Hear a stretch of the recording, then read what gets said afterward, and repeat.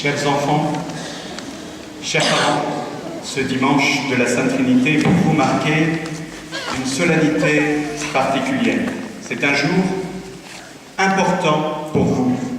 Et chers enfants, je vois vos parents qui vous couvent du regard. Pour la plupart d'entre vous, pas tous, il y a une douzaine d'années, vous avez été baptisés.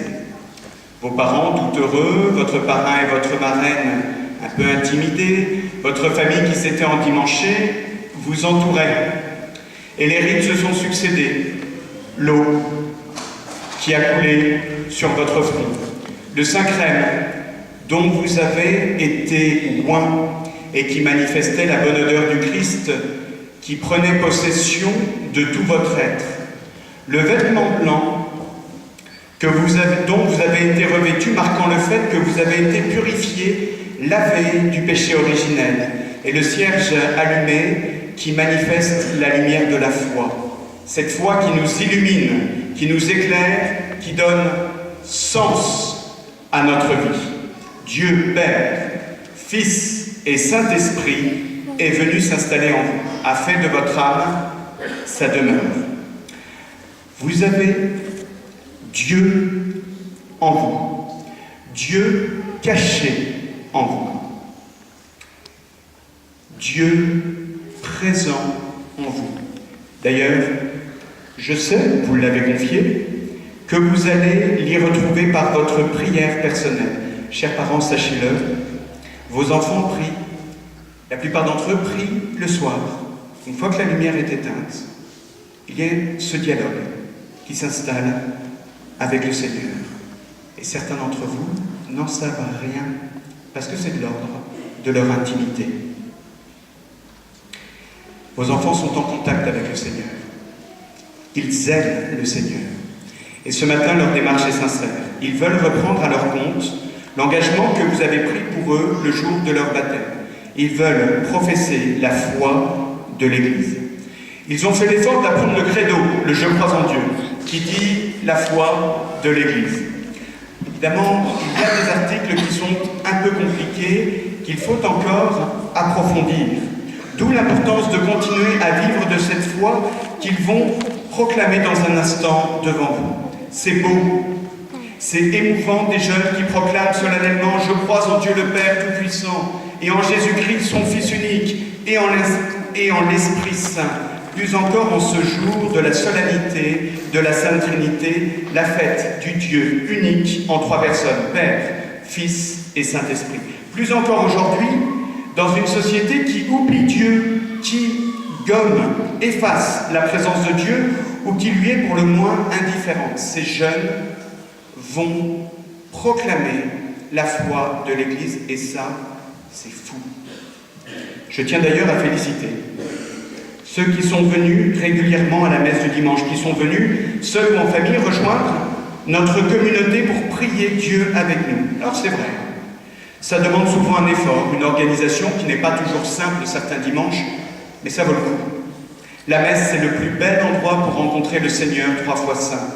C'est le lieu où vous pouvez le retrouver, où vous pouvez lui confier vos intentions. C'est ici que vous pouvez entendre sa parole, que vous pouvez le recevoir dans la Sainte Communion, que vous pouvez retrouver une communauté qui, comme vous, prie et rend grâce au Seigneur de tous ses bienfaits, qui lui confie aussi ses peines, ses questions, ses doutes, ses joies. Puis-je vous demander quelque chose? Si vous êtes à Savigné dimanche prochain, venez nous rejoindre encore, venez prier avec nous. La profession de foi n'est pas la fin du caté. Vous avez entendu ce que disait Jésus à ses disciples? J'ai encore beaucoup de choses à vous dire, mais pour l'instant, vous ne pouvez pas les porter. C'est toute sa vie qu'on se forme et que l'on a à approfondir sa relation avec Dieu. Vous savez, c'est à la fois étonnant et attristant de rencontrer des gens qui ont fait de longues études, qui sont super calés dans tel ou tel domaine, mais qui, au niveau du caté, au niveau de la foi, sont restés au niveau de la 6e. Ça fait pas très sérieux.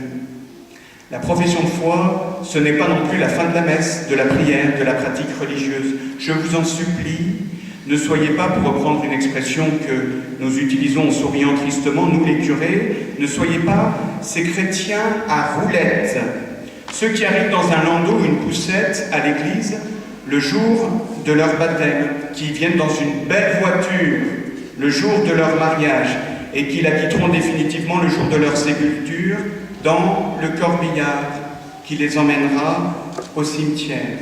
Bien sûr que l'Église est là, présente dans les moments importants de notre vie, mais elle est là aussi tous les jours pour vous. La rencontre avec Dieu, c'est tous les jours, et pas 3 fois dans sa vie, tous les jours, dans la prière, dans le service des autres. Et la messe, pour un chrétien authentique, c'est tous les dimanches. Je sais que pour ces enfants, cette démarche de profession de foi est sincère, elle est belle, elle est sérieuse. Et je les en félicite à nouveau. Mes chers parents, ils vont avoir besoin de vous dans leur vie de foi. Ils ont besoin de votre exemple.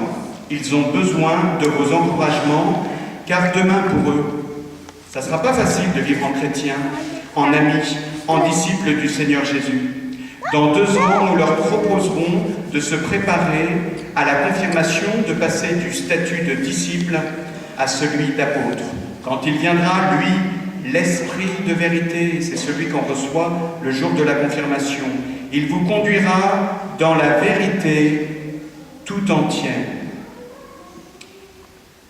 Vos enfants vont avoir besoin de vous d'ici là, pour leur rappeler l'importance de la messe du dimanche, de la vie de service, à la maison, au collège et ailleurs, de la prière aussi. Chers parrains et marraines, le Christ compte sur vous et l'Église vous fait confiance.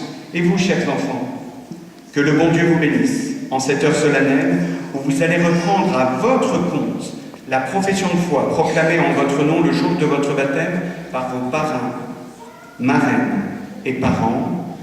Nous prenons quelques instants de silence pour confier à Dieu ses enfants, au nom du Père, et du Fils, et du Saint-Esprit. Amen.